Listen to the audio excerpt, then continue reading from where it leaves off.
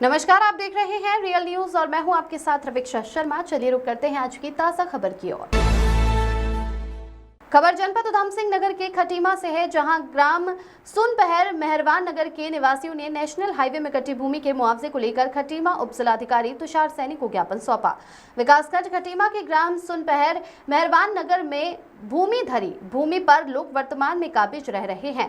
वहीं उनकी भूमि Majhaula सीतारगंज national highway में कट रही है, जिसका मुआवजा न मिलने पर ज्ञापन सौंप जांच की मांग रखी। इस दौरान दीपक कुमार ने बताया कि हमारी जो जमीन नेशनल हाईवे में कटी है, उस भूमिधरी जमीन को वहां के ठेकेदारों द्वारा दाननामा लिखवाने का दबाव बनाया जा रहा है। वहीं उनका कहना है कि रजिस्टर्ड जमीन को दान में हम नहीं देना चाहते।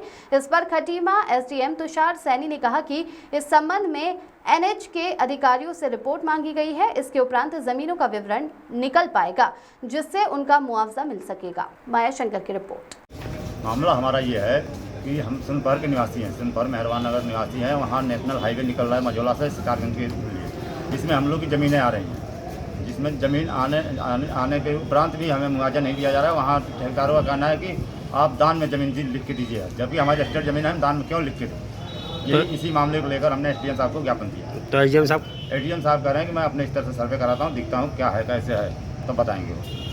आपका शुभ नाम? दीपक कुमार।